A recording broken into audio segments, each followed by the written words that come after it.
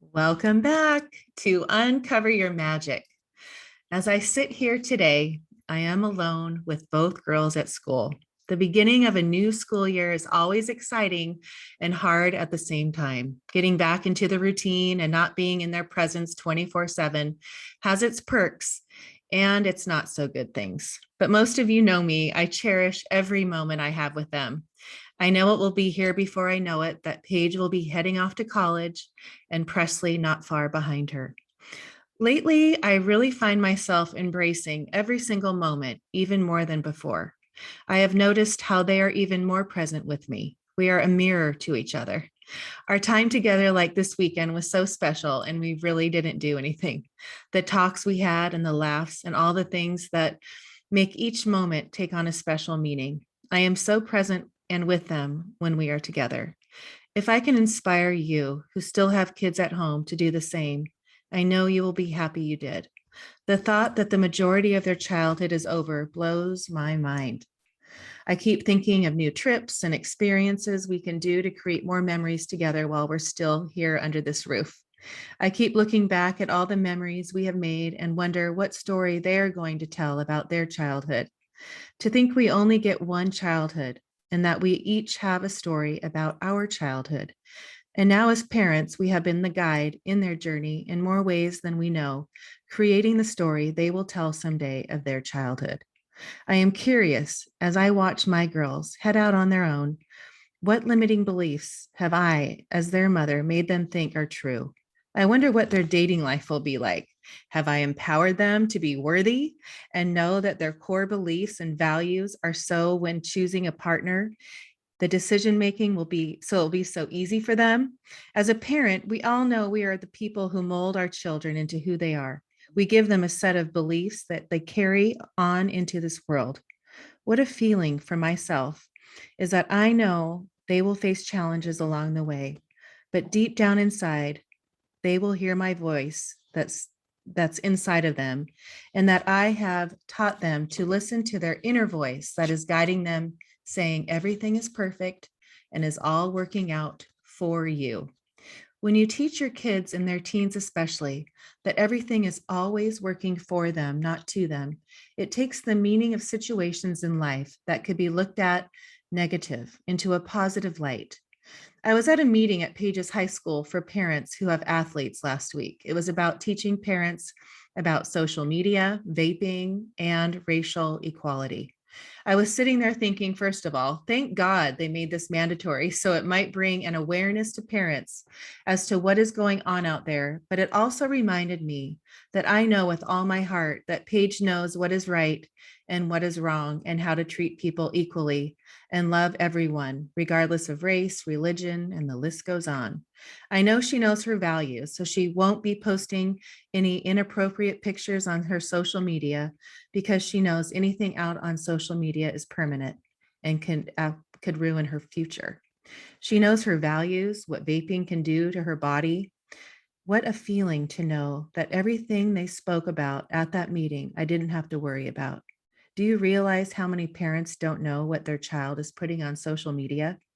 I see girls doing things that could ruin their future. If a college gives a scholarship to a student, they will look through their social media with a fine tooth comb. They aren't going to give someone hundreds of thousands of dollars to attend their school when they have inappropriate posts on their social media.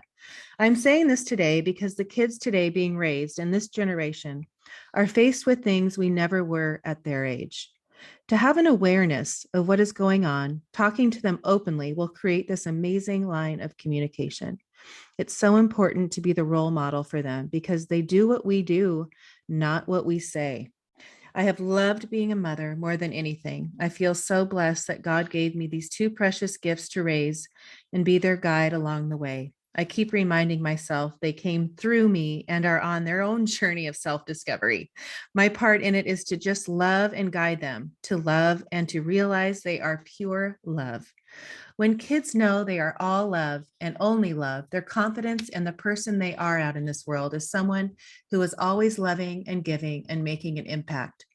We all came here to be loved and live in happiness and joy. Our ride to school every morning, like most of you know, is about getting in the highest vibration possible. Today, I played the song by Yolanda Adams, I Believe. I would listen to that if you could, because it's so powerful. But we all sang it. We sang it so loud, and we were at the end of it at the highest vibration when we dropped Paige off. She had a test and was worried about it, but after that song, her energy shifted, and it was so powerful to see when you lift your vibration, the confidence and the knowing exudes without any effort. On that note, I can't wait to share with you my next guest, Cherisse Zelesky. Last weekend, I had on the local news, and here is this beautiful woman being interviewed about her new book called I Miss You Already. It, of course, caught my attention, and right away I looked her up and asked her to be a guest on my show. I feel that way all the time, all the time. Here I am with both girls still under my roof, but find myself saying, I miss you already. Today, Cherisse and I are going to talk about her journey as a mom to her daughter and the tools she used as she was guiding her in her childhood. You are going to love this interview, even if you don't still have kids under your roof. Let me tell you a little bit about Cherisse Zelesky before we get started. Cherisse Zelesky is the co-author of Big Laughs, Bigger Lessons, and I Miss You Already. The executive director of Zelesky Now, Mastery in Communications, a speaker, lifestyle coach, but most importantly, a wife to Gary, mom to Nicole, and Grammy to 5. I Miss You Already is a children's book that is a celebration of a mother's love for her child. It is a reminder to take in all the small moments and make them big, because before you know it, they will have grown. Watching your child grow before your eyes is an extraordinary life experience, but the process of letting them go off to college is bittersweet. I Miss You Already is a love story between a mother and her child, culminating as a mother watching her adult child begin her own life journey. So without further ado, please welcome Cherisse Zelesky to the show. Welcome. Hi, thank you so much, Ashley. I am so excited to be with you. This is awesome. Thank you. I am too. And I said in the intro that I saw you on the news the other weekend, and I said, oh my gosh, she speaks my language. I need to have her on the show. And, as far as, thinking of why people come into your life at the time, and I'm going through with Paige, like we were talking about, 3 more years left of high school, and you look back at childhood and think, okay, gosh, the majority of, Presley's in 7th grade. So a little bit more with her, but, we've guided them in this childhood, and we only get one. Right. When you think of being a parent, I mean, we know our story as a child, and what if people say, how was your childhood?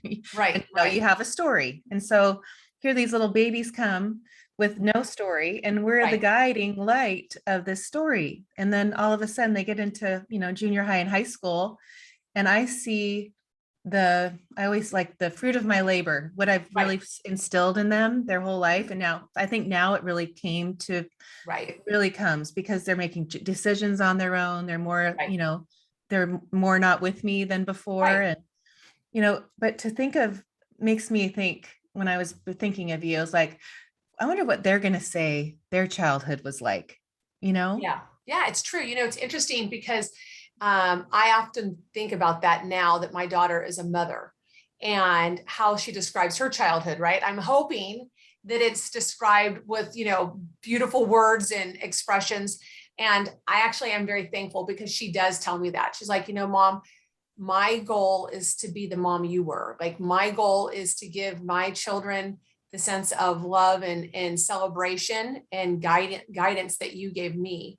And as a mom, there's no greater words. There's no greater trophy. There's nothing greater than having your grown daughter do that. And then I see the way she parents, and I have nothing but just like good pride in my heart to see if the values that I instilled in her, she's carrying on to the next generation. Yes. Oh, I love that. That is what my prayer and my vision is for my girls and my relationship. But I want to go back, because I don't know this is new to me, of how you were raised and what instilled you, what started your having you had one child, but Right. what were the things along your journey as being a mom that either did you pull from your childhood? Did you learn on your own? Did you read books? How did Right. all that come together? So that's a really interesting and peculiar question because I came from a home very opposite of the way I chose to raise my daughter. I came from a very violent home. My dad was an abuser. He had a very violent temper, and I beat my mom and us kids on a regular basis.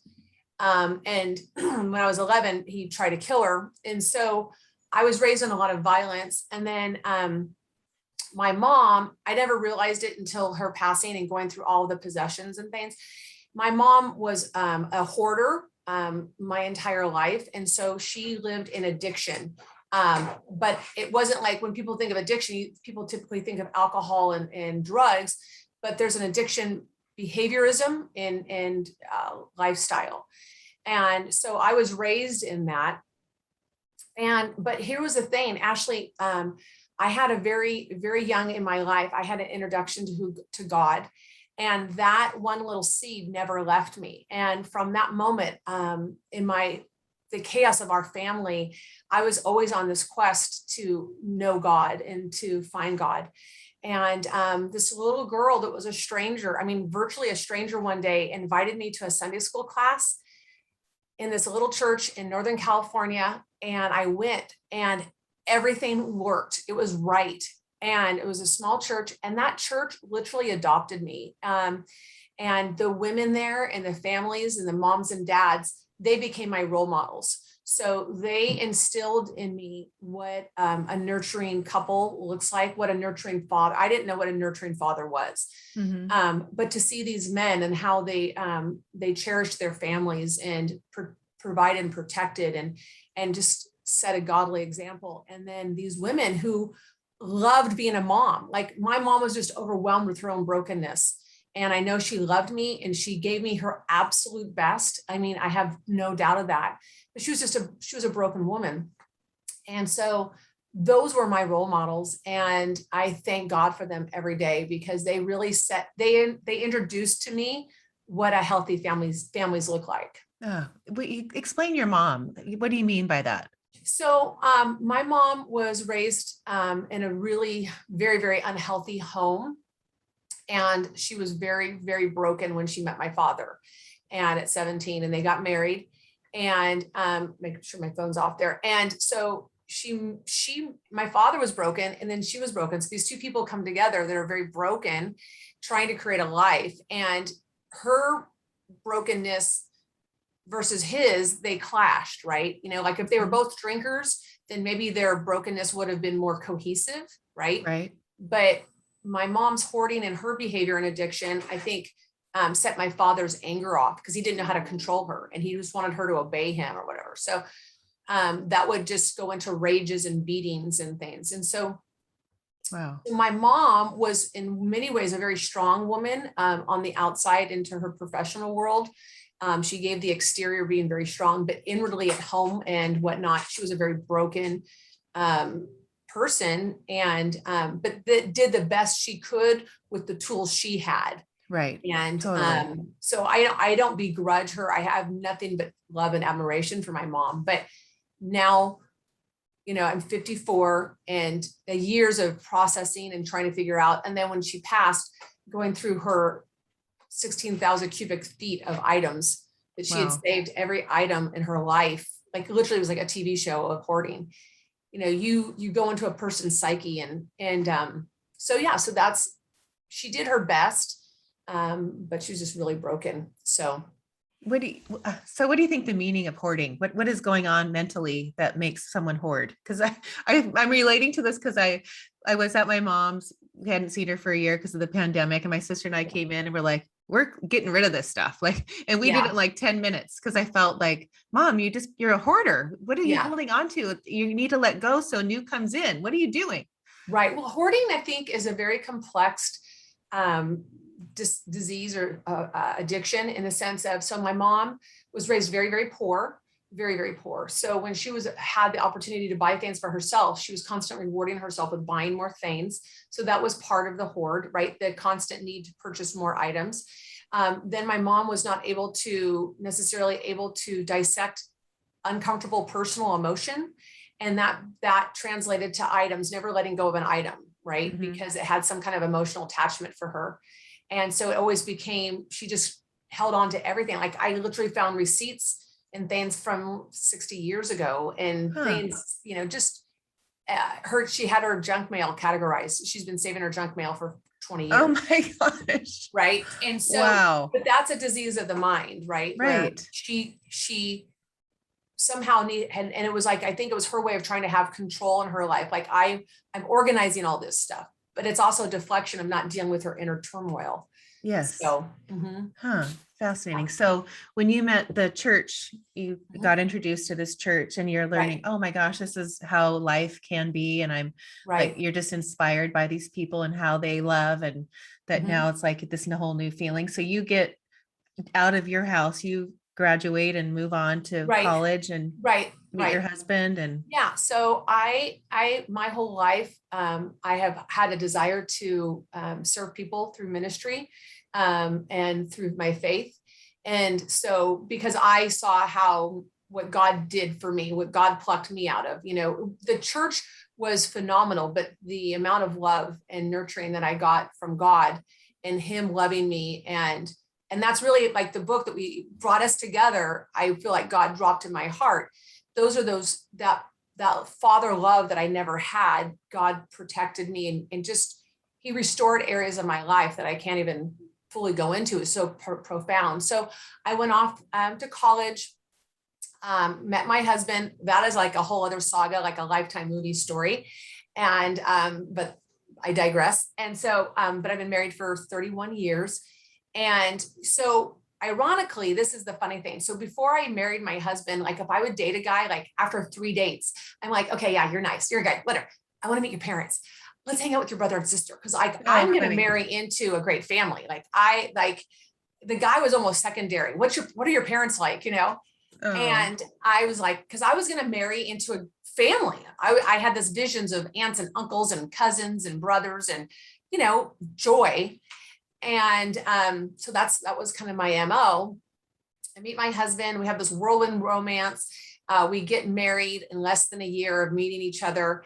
I meet his parents like once before we're married and his family, and they were more messed up than mine. Like they were like off the charts, like, and, but what's been interesting is my husband and I have a lot of empathy for one another. We have a lot of understanding and compassion for areas that even still we are working through areas of our lives that may have been broken or have not healed well.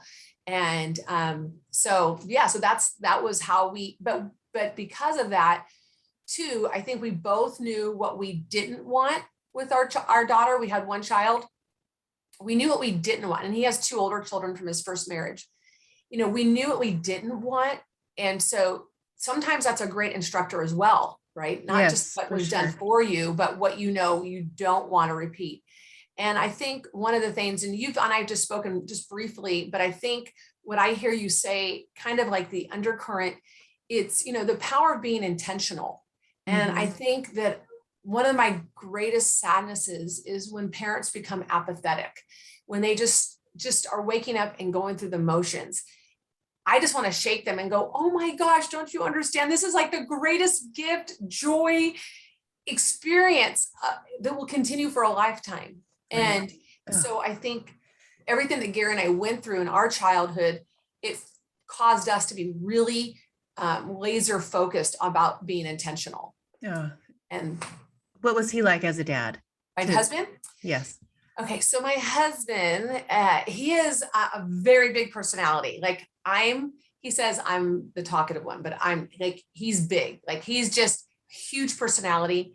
And he has no desire to discipline whatsoever. Like it was just, in fact, my daughter used to say, yeah, I always loved it. Like if dad said he was going to, spank me or time out or whatever. She was like, I would go in the room. I'm like, Dad, I'm just going to yell or cry, but I'm gonna let mom think. Right. Yeah. And so He was very fun. He was a very fun dad, the very jovial dad. But he was also the dad that with our daughter and his older children too, that wanted to have like really deep conversation and really deep dialogue and was comfortable with being uncomfortable, you know? Right. And he's always traveled a lot. So he, in his career, he's a keynote speaker. He was always gone a lot. And so when he was home, I think that again made it even more poignant to be present and to laugh and you know, enjoy and kind of, and I would be like, look, I'm here holding down the fort. You got to keep me propped up. Like you can't undo the systems here. Like you can't feel sorry for her. You know, like the funniest thing was one time, we were just talking about this. One time he was driving, we would drive her to school. It's 40 minutes. So she's like in junior high and she comes in to me. She goes, Mom, are you driving me to school today or is Dad? And I said, well, I'm driving you. She's like, oh.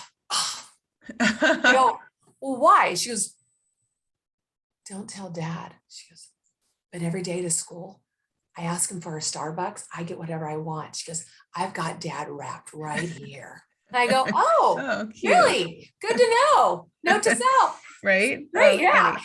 And so I take her to school. I don't say anything. And I come back. I'm like, hey, you got to knock that off. You can't keep doing that. He's like, I love that time. I'm like, yeah, but now she's expecting it. And now it's no longer a privilege or a treat or reward. Now she sees how she manipulates you. So no more, you know, so he was that guy, you know, but I think a lot of dads are. Yes. Well, you know, I think dads, when you have daughters, especially because, you know, I have two girls as you have one, but, you know, I think for me, my dad, I have a funny story. Like my mom and dad were married twice, got divorced twice. You know, I kind of had this whole like in and out dad but present and then present more when I was older. Right. And I think, you know, they were young, they didn't know any better. And, you know, that's kind of, they did what they knew best. And I'm not a victim of anything. I'm grateful for everything like you. Exactly. But I look back at like getting like in high school and he was there. And I remember us going on a date, you know, I have two younger sisters. And I'm like, I would never want to come to this house with my dad sitting in his robe in this chair, like with his arms folded. You know, those days were like, you know, they drop you off and you have to come to the door. Well, you better come to the door, you know, he's waiting. But, you know, when I raised my girls now, I think, you know, I had that in me, but probably not like where I know my girls do. Cause Richard's just like your husband. He's super, like, he loves the deep conversations. He loves to, you know, he's part of everything, the coach, they're in pageants, you know, he's so into it, watching him trying to critique the dresses. And, you know, he's so into it, whatever they're into, he's supportive. And I love that. And I feel like it goes back to your self-worth as a woman. I really feel a lot of that comes from your dad. When you start making decisions on who you're going to have a boyfriend or, you know, who you're dating or your partner, or whatever it is. But I feel like that's been such on the forefront of my mind. And I think it's so important because I've always said, you know, I want you to, you know, get your life, you know, create your life and you can be, do, or have anything. And you just need you. And then it's so amazing to watch once you have that, know that you have that power. Then the perfect person will come, you know, the reflection of that, and you will mirror each other. And that's what you'll say, oh my gosh, that's it. You know, it'll be so easy.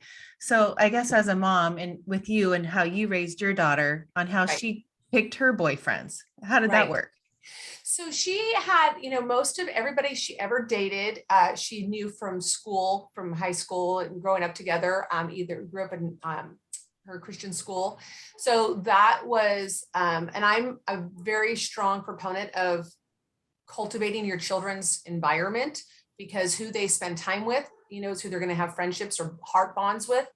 So she had dated pretty much people she only knew. And her first boyfriend in high school, great guy. And we became great friends with the parents. We knew them, but we became great friends. And so whenever they dated, it was really always just family events. Like they were a cute couple, but it was really, you know, we did life together as parents, you know, and created a safe environment for our kids to do life. And then it was funny. She went off to college to Tennessee and she wanted to just kind of live her life without on her own, not on her own terms. My husband's a very big personality and very well known in our town. And so she didn't want to be Gary's daughter anymore. Like, not like bad, but just wanted to have her own identity. Like, Right. her people liked her for her, not like, oh, you're mom or dad or something. So she goes to Tennessee in this small college, like 3,500 miles away. And she meets a boy and they're dating for like a week or two. And they start talking and they're whatever they're talking. So then this boy ends up talking to his parents. Oh, I dated this girl a couple times, and says her name. And the dad goes, what was the name? What's the girl's name? And says it again. He goes, I think her dad was my youth pastor.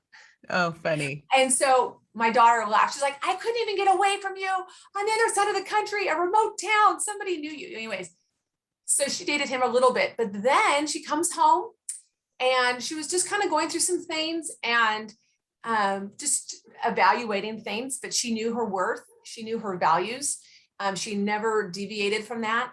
And she ended up meeting a young man for 5 minutes in passing at a job that they both had in a weird way.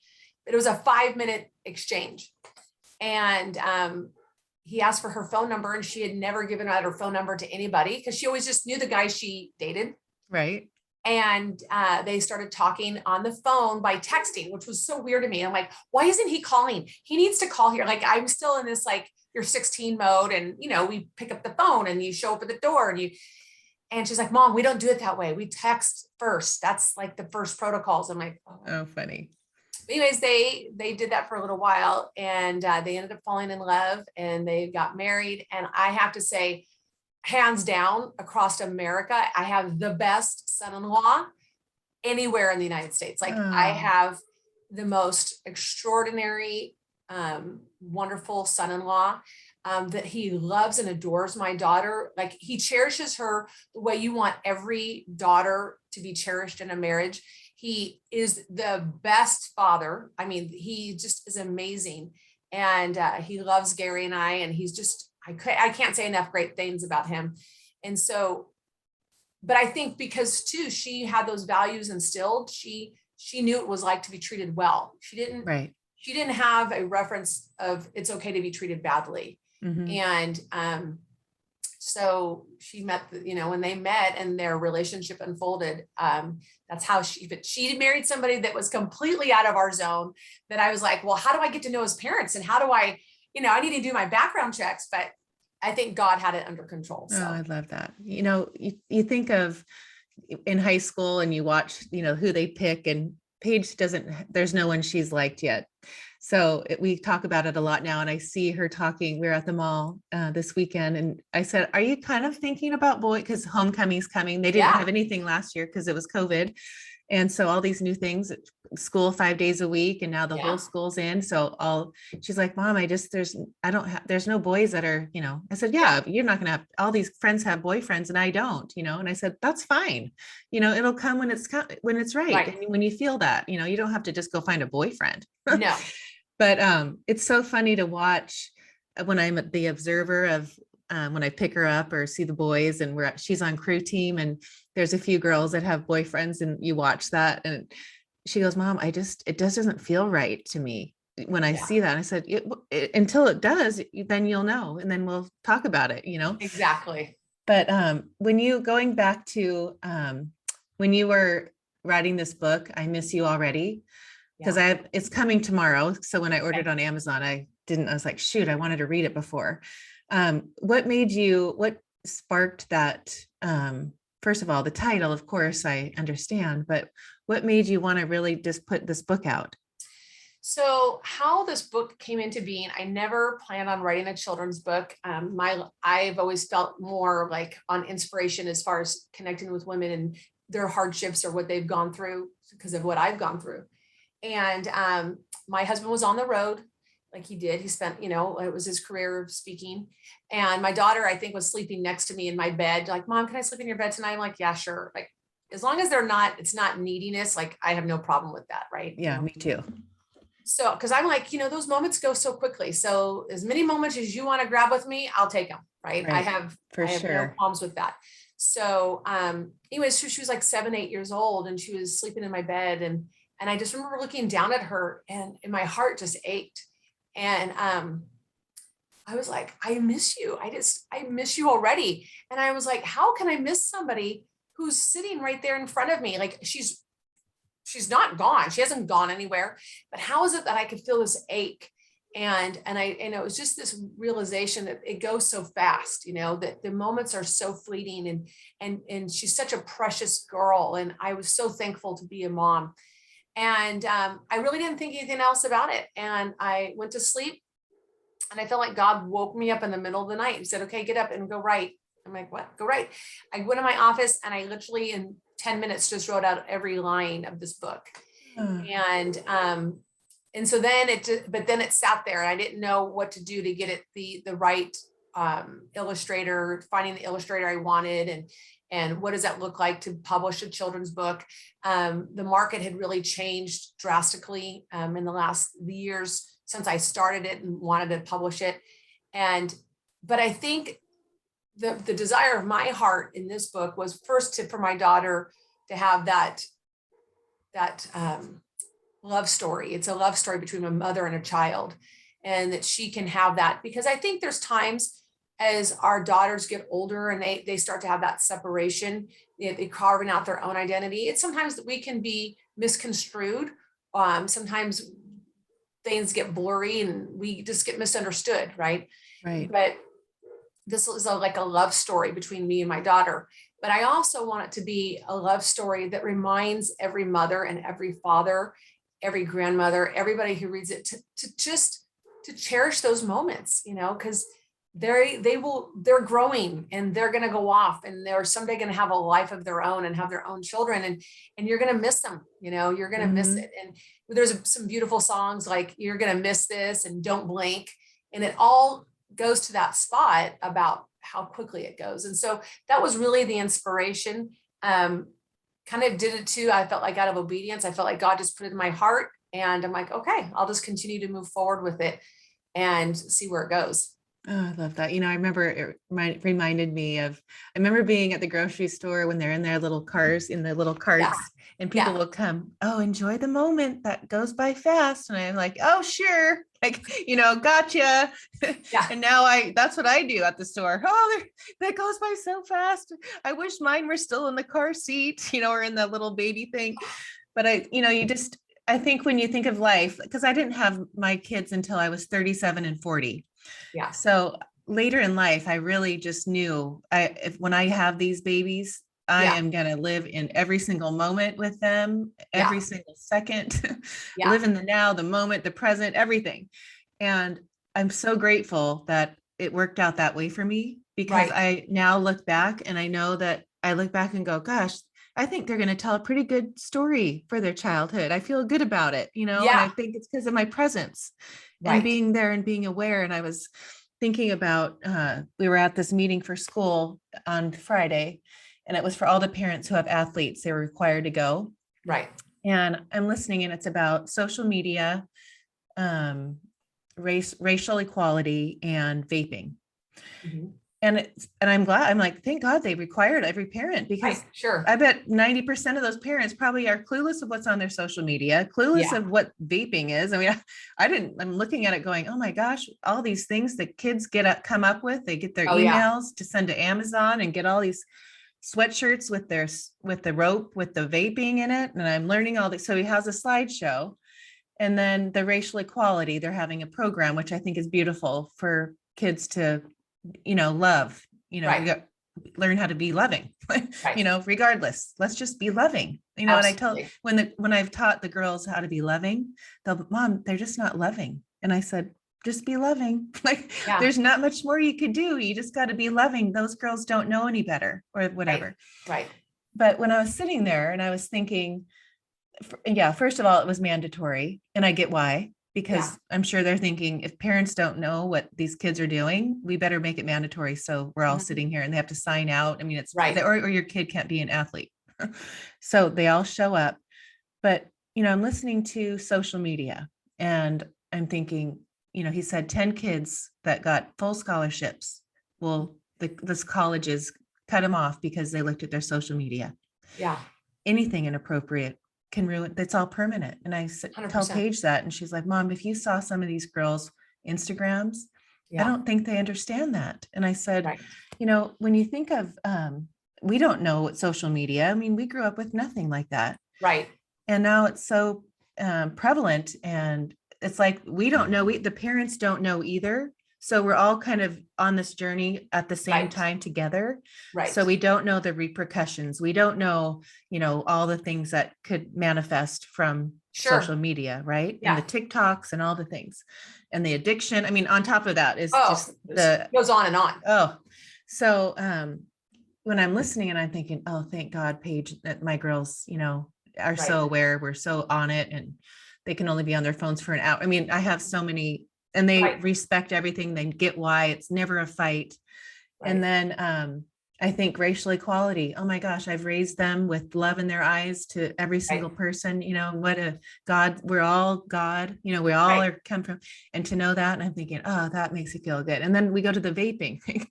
Those girls will be so afraid when they see, we went to the football game and there was some girl, I said, oh my gosh, Paige had to leave and come over and sit. She's like, Mom, it kind of scared me. I said, well, Yeah. this is why we're at this school, so we can all be together and learn what's going on. But you Right. see these kids that are going through that and the parents don't know. And to think of, they were giving like, well, if their eyes are dilated, or if they have a Sharpie, or if they have a highlighter pen, all these little things that are teaching parents to be aware, Right. but they're just getting away with this stuff, right? Yeah. So my heart, I guess at that moment was like, one, three less things to worry about, but also Yeah. knowing that, thank God that I was led to instill those values Right. and beliefs so strongly that she just knows right away. Like, it's not even, I always say it's your internal GPS system, Sure. Yeah. knowing your values. And I Right. teach that in my program to these kids. Like, if you know that you're at a party and they're doing things that they don't, aren't your values, you call me and I come get you. You don't Right. even sit there. You don't want Right. to be guilty for being there. Right. Or, so Paige knows that she would never do that. And I think raising her right now in the stage she is, and looking back at our life and Right. I'm 52, so same Right. era, thinking of how we were raised without any of that, come back when it's the dark, we Right. didn't have all the things. And now driving is different for me when I'm knowing she's getting ready to drive. And all the people that are so, they're on their phones. It's just so many Sure. things to think about as a mom. Don't There you is. agree? There's a ton of things to think about. And as far as the vaping, that has something I've never really even given much thought to, but that is a Yeah, new me either. element, right? It's another element. But I think what you're talking about, Ashley, is really that if you are creating the foundations, if you're creating the building blocks for your children and giving them that firm foundation, right? Then they're going to build their lives and their choices on those firm foundations. Right. And because you waited for whatever reasons and having children, that also instilled in you the value and the cherish. It wasn't like, oh, I was too young to have kids and I don't know what I'm doing. Like, it was very intentional and very valued, right? So Right. it took away any apathy and it made you have a lot of appreciation. Sadly, there's a lot of parents who are overwhelmed and from their own life, from their own background, their own story, from their own marriages, from their own careers. And so parenting, they're ill-equipped and they're not laying those foundational blocks for their children. So then their children go to school, and it is a human desire or component for us to want to be accepted and fit in, right? That's just part of our DNA, is to want people to like us. But when you're a teenager, you're not really quite sure, like, your body's changing from a child to this adult person. And so you have the ability to make choices that could be very detrimental. And now you have this digital age. So the gift that you're giving them that firm foundation so that they have value and they know that they're valued at home and that they are cherished at home, gives them that strength to continue to make good choices. Right. And so my prayer, though, is, for the moms and the dads that are struggling with parenting, because too, the people who are, like the mandatory class, right? Well, the parents that are probably doing a good job would show up anyways. So you Right. make it mandatory because the ones who wouldn't, they're the ones you got to, but right. And then even with this podcast, some of the parents who are really being intentional are the ones who are listening because they want to be intentional. Right. And so it's a difficult thing, but I think we can lead by examples by who you are and how you mother. And that for me, right? So I came from that violent home.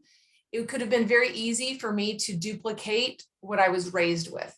I mean, that's just a default. Right. Totally. But God was so gracious in giving me new examples for me to glean from. He gave me new examples to watch and learn and say, I'm going to take that into my life. And so these young girls that are in your daughter's lives, they might be able to look at your daughters and look at you and go, wait a minute, those are some things I want in my life, because we never know really what's going on in someone's home life. Right. And I always say And that to the girls. Yeah. When someone hurt people, or if Mhm. she's hurting you, just Right. send her love because something's inside of her that's hurting her. You Right. never know what's going on at home or what they're going through. Right. Yeah. So, and because you and your husband have created an environment where there's a lot of love and kindness and intentionality, they can have that in abundance and hopefully give out compassion. Compassion goes so much farther than hostility.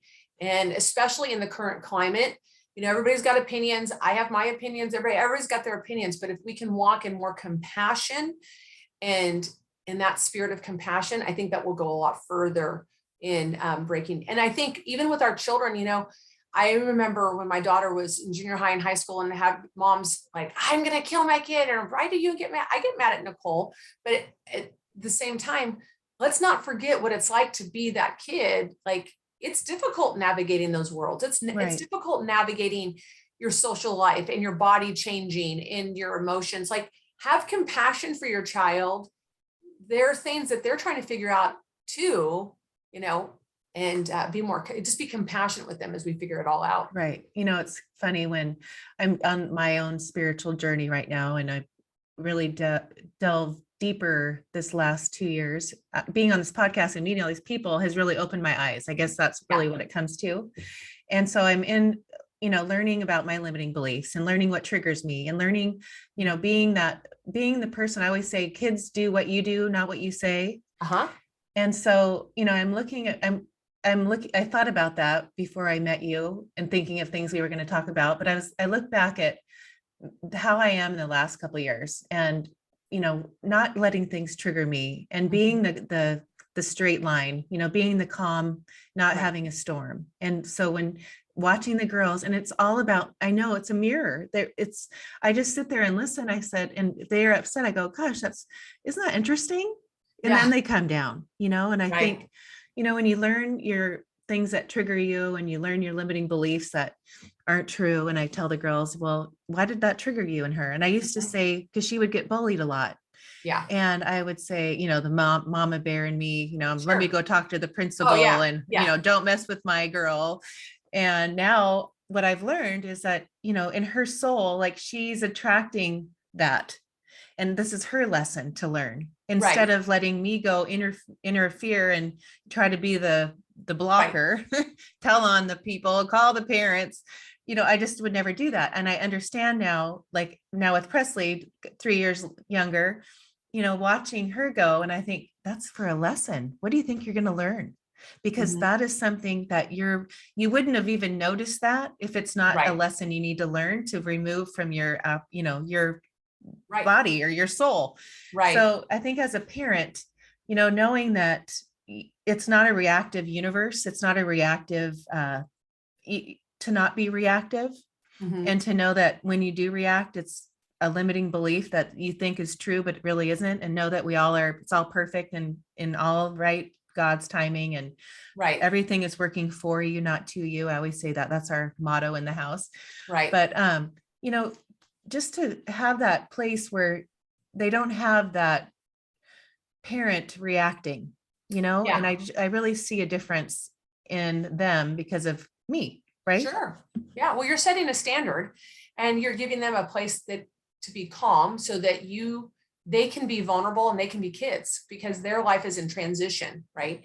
They need a parent, they need a mom that has stability, that emotionally they can go to and know that they're not going to have a meltdown or they're not going to freak out, right? Yes. And I think that is something that parents, especially maybe moms, because sometimes I think moms, we tend to be a little bit more emotionally reactive at times, and maybe to be attentive to.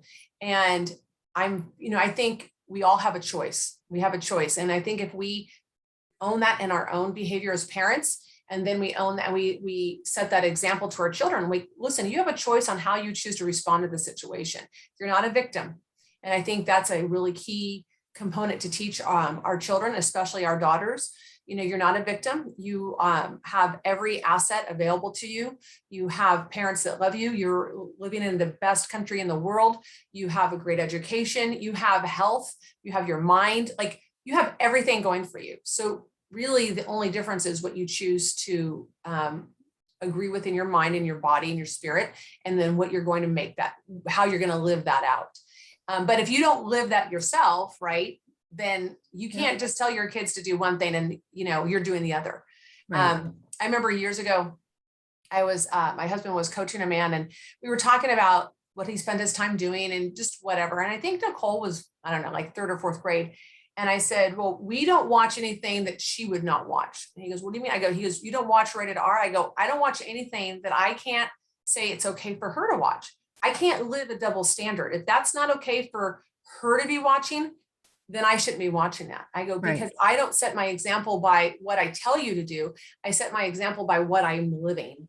Totally. And that's the difference. And so I think sometimes some parents, it's incongruent because we're saying one thing, but we're really doing another, right? Yes. And so your children, they may not articulate it well, but inside they're going, I don't respect that. I don't, it's not authentic. It's not real. But when your children get to see you do hard things, do things at times where you have to swallow your pride and apologize, or humble yourself in a situation, or you have to own your mistakes, go back to your child and say, you know what, I was really wrong, and no buts to it. I was wrong. Right. I think that speaks volumes to our children. I do too. I think it was so cute because the girls go to a private school since they were kindergarten. Well, Presley, Paige at 1st grade, and it was little. Presley's still there. And, there was no swearing. There was no vaping. There was nothing, so Paige is like coming out of 8th grade into this 9th grade world where it was tiptoeing because it was COVID. So she went twice a week and she goes, Mom, people swear. Like it was like, but we don't swear in this house. So it was like a big thing. And I said, I don't swear. And so you're probably so in shock. You don't hear that at home. All these things but that was so funny. Girls swear, Mom. Can you believe it? That girl swears, like the one you think doesn't, she does. Yeah. Well, it's true. I remember my daughter had that, a couple things. She went to a small Christian school, very small. And during summertime though, one time there's a school a couple doors from my house, and I had her do a reading program there. And she came home during this, she's like 2nd grade, 3rd grade. She's like, Mom, they said the S word. I'm like, what? She goes, yeah, they said, shut up. And I was like, whew, like that was her level. But then when she was in junior high, I was driving her home and something happened. I don't remember what it was. And I was like, oh, that is so stupid. And I just said, that was it. Right. She's like 12, maybe 13. And she's in the back of the car. She starts crying, like weeping. And I go, what are you crying about? She goes, I am just so sad that I have a mother that would use that kind of language. Oh, that funny. You would say that was stupid. Oh, I just cannot believe. And I'm like, it's okay. I shouldn't have said that was stupid, but really it's not that bad. Like, do you know? But my daughter was very intense and I always laugh about that. But, I'm fortunate that we were able to give that to our kids, and you are too. And, there's other choices, and teaching our children, because you're going to be introduced, into high school and to college, in the workplace, that people use certain types of language, but that's their choice, right? You don't have to participate, again, by example. Right. So this is off kind of on the same kind of like what's going on in this world right now, is I'm learning about there's this gender like do you know about all that? Well, I know the Yes. transgender, there's a Yes. new, um, he, she, they. All the pronouns. Yeah. Okay, you know that. Okay, because I Yeah. didn't know that till I started working with Yes. a girl that explained it to me that is going through that. And so I want to ask you this because it's going to help this mom. So she's understanding that the daughter, is identifying as uh, he or they, I don't Right. know how that really works. Okay. So, but she's trying to help guide her not to, right? Sure. So she's changing the school because they were supportive of it. And now, she's at a new school and, the school's kind of, I guess nowadays we don't experience that here, but they're asking everybody, are you a he, a she, or they? And I Yeah. think, oh my gosh, that it's just so new to me. I just didn't know Yeah. this was going on because it's not in my world. So if you were raising a daughter right now, she was Right. 14 and she has, what would you do? If she was experiencing that or she had a friend.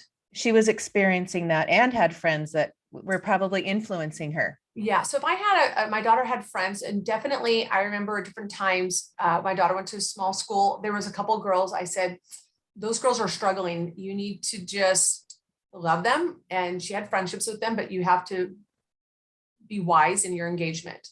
Again, I don't know what goes on. No one knows what really goes on the nitty gritty in someone's home life, right? But Right. as we as parents, as mothers, if you have a sense, you need to honor that and really, because we need to guard our children what they're exposed to, right? Because you Right. can't unexpose your children. And so definitely I saw Nicole already have friends that there was some questioning.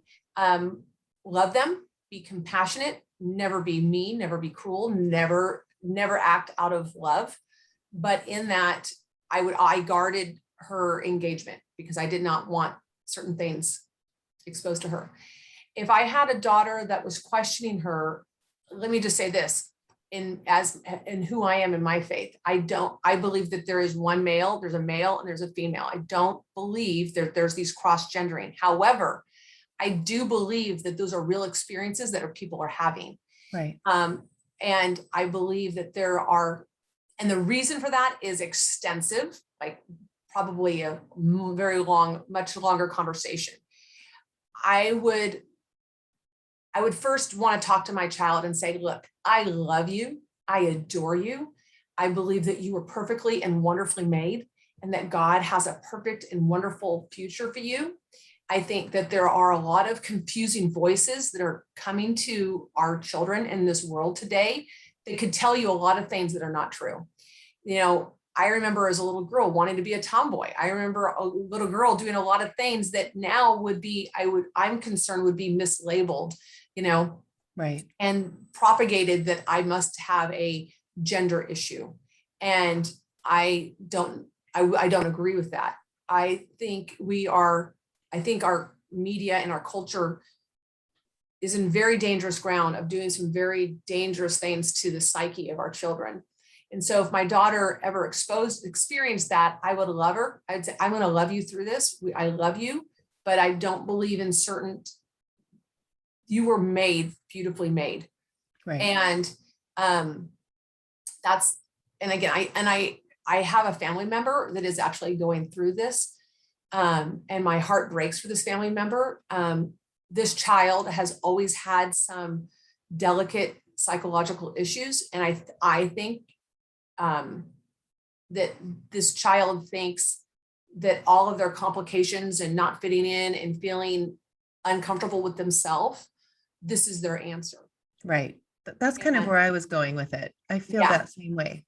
Right. And it's not their answer, and yet the parent is my close relative, and my heart aches.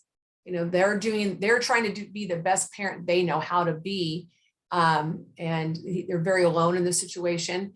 So, in that, I don't combat them. If he asks for my opinion, I'll share it, but I don't offer my opinion on a plate. They have enough going on. They don't. And again, in the spirit of compassion, right. My job is to be compassionate to a very difficult situation. So if my daughter was going through that, yeah, I would just continue to love on them. I think one thing I would say this, I think parents, and I encourage this to parents a lot, and when they're younger, it's kind of easier to do, but and you have a good relationship with your daughter. It sounds like not everybody has a great relationship with their daughters. Sometimes it's personalities clashing. Sometimes it's a power play. Sometimes it's problems in the marriage. But I really believe this. My job as a parent is to celebrate you so much that nobody could out celebrate you. Nobody could outlove you. Nobody could make you feel more loved than me. That's my job. Same job is to discipline you. Like, I'm going to discipline you. So no one at school is going to have to discipline you. No employer is going to, you know what I mean? Like, Yes. but to celebrate. And I think as parents, when we get high schoolers and our girls may become difficult or moody, you still have to be intentional in finding ways to celebrate them. Celebrate them, right? Right. Let them know that you love them and that, and for no reason, just you love them. You want to do things with them. I want to be with you. I want to buy you. I bought you this just because, and that speaks volumes. And so if you had a child going through a difficult situation, I would find ways to celebrate them in all the other way, like celebrate them as much as you can. And I've seen, since I've been working with her, probably 6-7 weeks now. The beginning, it was very, very strong. And like every week we would talk and I see it diminish. And I told the mom, like, she doesn't even talk about that anymore. Yeah. And I think when you realize, like, I think there is a big story behind it, and you don't know what's gone on or what, she's gone through her little head of hers through her 14 years of life. So getting it at this stage of the game and listening to her and, and I kept telling her mom, I'm like, I just feel like she's trying to fit in. She's trying to find a place to belong, and it's like, she's struggling with that. It's not that she has this tendency, I just feel like that's just an excuse. Right. Right. It's her cover. And I think that some children don't feel unique or specialized. I think that's the human condition that we all want to feel special. Like we all want to feel it. Right. So what happens if you feel very unspecial? What happens if you feel very like just part of the crowd? Well, now all of a sudden, and the media and our culture is so celebrating this concept. Now I'm very unique and special. Right. Right. And it also explains away all of my sense of not feeling like I fit in or my own discomfort, social anxiety. And, that's a very complex thing that could alter someone's the rest of their life, always searching for that acceptance and that identity. And you'll never be completely satisfied. Right. I agree. But I agree with you. It is all about celebrating. It's all about extra love. And we were talking about that the other day together. I said, she's like, I went in and hugged her and, jumped up and down, and I could see a difference in her energy because I'm trying to teach, like, if you're in a high vibration and you're the mom and she's going to come to your level, and you just get her up to that place. So she feels the love and she's excited and she feels celebrated. I love that. Yeah. There's a great book. I didn't write it. I wish I had, because it's been like on the New York bestseller for like 20 years, but he has a child's version. It's called The 5 Love Languages by Gary Chapman. Yes. I love that book. It's a phenomenal book, and it is a game changer, I think, for every human being on the 5 love languages for your marriage, how you work with people. But it also has a parent version, because we have to celebrate our children the way they need to be loved, not how I want to be loved. Right. Excuse me, not how I love, but how they want to be loved. So I remember when I was growing up, I always yearned to have time with my mother, and my mother never gave me her time. And but she would go out and buy a trinket. She would go out to somewhere and buy, because she was a hoarder. Right. So is that buying stuff and having more stuff meant something to her. And she would come back and she would have purchased me something. And I'm like, Mom, I don't want this. Like, can you just take, like, not do whatever on Saturday afternoon? And can you just, you and I go to the movie, like, I yearned for that. And I remember her saying, you always want what I can't give you. You want the one thing that's the most precious, which is my time, and I don't have it. Oh, wow. And I just remember feeling so discarded. I was probably 15 years old. And I'm thinking now as a mother, like, man, if I had my child asking to spend time with me, believe me, I'd be moving heaven and earth to get to that, right? Oh my gosh. Right. When I went to college, same thing. I'm like, Mom, can you come? It was a 2-hour and a half drive. 2-hour drive. Can you come and, just come on a Saturday and, like, you and I have time together. And my time in college, she came one time. She came yeah, once, and she brought her husband, and it was a very tense situation. And it was just, so my point is, for me and my love language, it was about spending time with me. Yes. Right. Yes. So don't love somebody the way you feel loved. Love them the way they feel loved. Right. Right. That's a great, I think that too. And, we were about marriage. Mhm. And when we did that, and I said, okay, I'm acts of service and words of affirmation. So Yeah. if he takes the garbage out, yeah, oh my gosh, you're amazing. It's Oh like, yeah. but he's like, what? The garbage? I go, oh my gosh, I look at you so differently when you do that. Yes, exactly. Yeah. And mine's the same thing. I'm acts of service. I think most women are, and most men are like physical touch. Like that's just always like one of their top ones. But, God has made us unique and different in each way. And that's to be celebrated. And it's, again, love love that person the way they need to be loved, not the way you want it. Yes. You So receive you it. have 5 grandchildren. I do. I have, so my stepdaughter has 2 older grandchildren. So my grandson is 16 and granddaughter is like 12ish, 11 or 12ish, kind of blurry on that one. And then my daughter that I have, she has 3. And my grandson, well, I'll say I have 3. And the oldest one, Ella, she'll turn 5 on Thanksgiving. She was born on Thanksgiving. Oh. And then my grandson turned 3 on last Saturday. And then my last grandbaby, Savannah, she was born on New Year's Eve, and she'll turn 1 on New Year's Eve. So my daughter's taking all the holidays. I'm like, okay, you got Thanksgiving, you got New Year's Eve, like, you know more, but yeah. When you're as a Grammy, because we called my mom Grammy, and I saw that you do too. I did. What's different raising or being with being a Grammy versus a mom? Here's the thing, and everybody says this, and you're like, oh, it's so overrated. People are like, because I'm like, I couldn't even imagine anything better than being a mom. Like being a mom to me is the end all be all. Like there's been no job, no career move, nothing can come close to the joy and the satisfaction of being a mom. Mm-hmm. And I still feel that, like, but now my roles change. Like my daughter doesn't need me around as much. She needs me, but it's different, right? But when you have grandchildren, you get all this joy and celebration without the pressure of responsibility. Like I mean, my daughter, and maybe it's because I'm so thankful. My daughters and her husband, my son-in-law, are doing such a great job raising their children, and they're instilling such good values. I don't feel the need to have to help prop up my grandchildren, right? They are really being given great godly foundation and values of being honest, being sharing, working hard. You don't always get what you want, please and thank you, like everything you could ask for, right? So I don't feel the pressure. So all I get to do is just celebrate them and like spoil them. And my daughter's like, you never spoiled me like that. I'm like, well, yeah, because I was in mom mode. Now I'm in Grammy mode. Like now it's like, no hold bar. It's like, what do you want? I'll buy you whatever. And what kind of sugary cereal do you want? Like totally. Yeah. You want a donut every day? That's great. Like when Nicole was growing up, it was either oatmeal, eggs, bacon. Like it was like serious, like protein valued. Like I had like everything homemade. My grandkids, oh, do you want waffles? Do you want ice cream? Oh, like it's the pressure's off, and I just get to love on them and celebrate them and just reinforce the good job that my daughter's already doing. So isn't that great? What a good feeling, right? To just be the observer of a beautiful couple that's raising that family with those values. Yeah, no, she's doing a tremendous. I mean, it sounds like I'm bragging, but I'm just so thankful, like seriously thankful to see what a great mom she is. I know. It's a lot.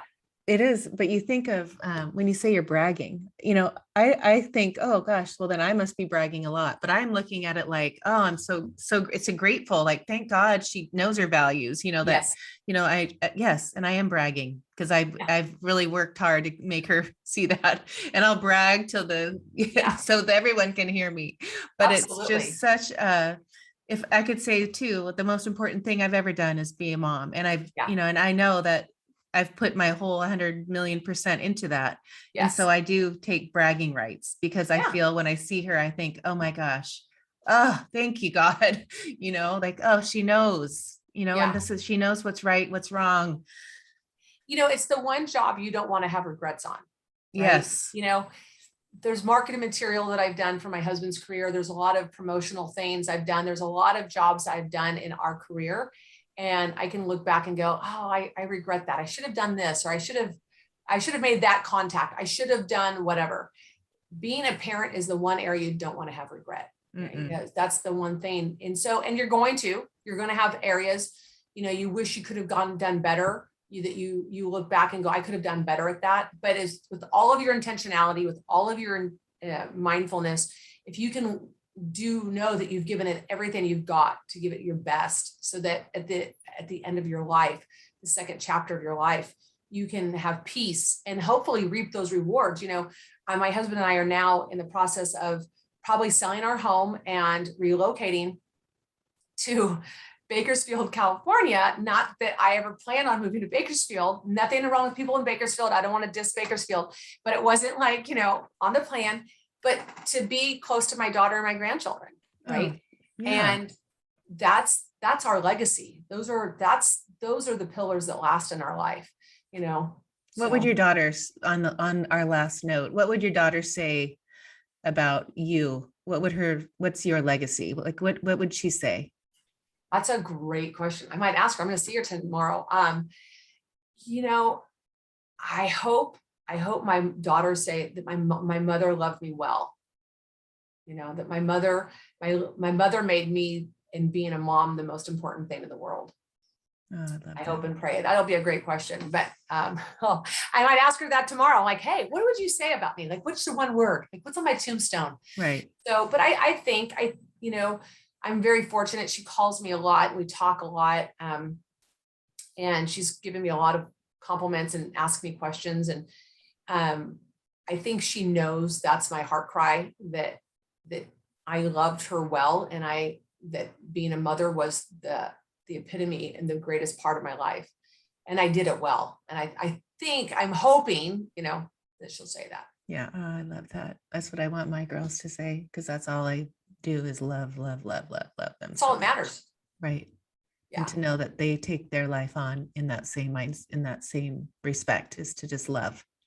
Oh yeah. And honestly, when I see who my daughter is today, and it's not bragging, but it is a little bragging. When I see who my daughter is today and how she's raising her children, I feel a little sense of pride and accomplishment. Like, I know those are her choices. Like, I can't make her, right. Right. Because I have some friends who are great parents and their children are choosing otherwise, whatever. But, there is a sense of pride to know that the legacy is going on. And also too, that what I was raised with, and the violence and the abuse and the brokenness, that was interrupted. That ended there. Right. Right. And that from this generation on, my daughter and her children will continue to live that legacy of love and who God is in our lives. And that's the greatest compliment I'll ever have. Right. That you shifted your legacy. I mean, you shifted it in, you think of people just are raised in certain terrible situations that continue it and continue, right. and for generations to come, because they don't know how to think otherwise, Right. I think, gosh, I mean, some things, you look at people or, meet friends that have these stories, these childhoods, and gosh, you really turned it around. Like, that's amazing, Yeah. or they're doing the same thing, Right. It's just, I really feel it's one or the other. You either, you turn that, whatever, take the other Y in the road Right. when you come to it, and make that choice to make Right. it better and stand up for something new, or just continue and, just do the same thing over and over, and then get the same results and the same childhood. More brokenness. Right. Yeah. And so I'm forever thankful that God came in and plucked me out and put me in an environment where there was so much love and nurturing, and gave me the opportunity to grow in that. And just, I will forever be thankful that my life was changed because of how God came in and interrupted everything and changed the narrative, changed the story, changed the outcome. And I see, my children and what their futures are, right? Because, we're all going to have difficulties. None of us are promised easy. We're going to have difficulties. We could have career changes and, illnesses and things, but if you have that foundation, and the fact that she knows that God is for her, not against her, that God is always there as like the key foundation of her life to guide her and strengthen her. And she's passing that on to her children, gosh, you've got it so far ahead, because when you have a hardship in life come to you, you have your resources, you have the tools to make those decisions. So right. I love that. yeah. Oh, so finding your book, we can find I Miss You Already Yes. at Amazon and your website. My website, Amazon's always quickest and the fastest, because honestly, even my website links to Amazon. So, but my website is Cherisse Z, at CherisseZ.com. And then the book is I Miss You Already. It's on Amazon, and with my name. Yeah. So there it is. Oh, so fun to meet you and talk to you. I loved it. Thank you to so you much. It was like such a joy and so fun. And when you reached out to me, I'm like, oh, this is so great. I love it. You just don't know what doors will open to you, right? Just continue to move forward and knock on doors, and things happen. Yeah. You just keep taking your inspired action. I've learned, like little thoughts in your head. I'm telling my students, like, if you have one little thought that tells you you want to go horseback riding, go do it. Just even if it sounds weird, you just do it. Like if that you said I miss you already. Oh my gosh, I've got to meet her. We talk the same thing. She's speaking to my heart. But I'm taking so glad. those actions, and meeting people like you, and this journey for me on this podcast, and meeting people and opening my eyes to new things, and this opportunity that I get to share this hour with people that think the same way, or like-minded, and believe in all the things that I believe in and that I promote and want my kids and students to be. And well, and seriously, congratulations to you, and applause to you for moving forward in this, and that you just jumped in. You're like, I'm going to figure it out. Like, I love it. I love that. And that's a lot of how I've lived my life. I don't have everything figured out on new projects and new things, but I'm just going to keep going forward. Right. I'm going to live my life. I'd rather fail at doing something than succeed at doing nothing. Yes. Right. Totally. So, right. And I always say, like, when you have a strong why, that, that pull, it's just like that. It just keeps pulling me. I don't know. I'm not looking at how to do it. I know the why is so strong, and I just get up in the morning and I can't wait. And I'm like, okay, where am I going to go today? Yeah. What little breadcrumbs are going to fall that I get to pick up? Yeah. And it'll work itself out. The details will shake itself out, but that you're moving forward. So seriously, congratulations to you. Thank you. That you did this. Fun. And I'm just very excited and humbled and thankful to be a part of your program. Yes, you're welcome. I loved it. Thank you so much.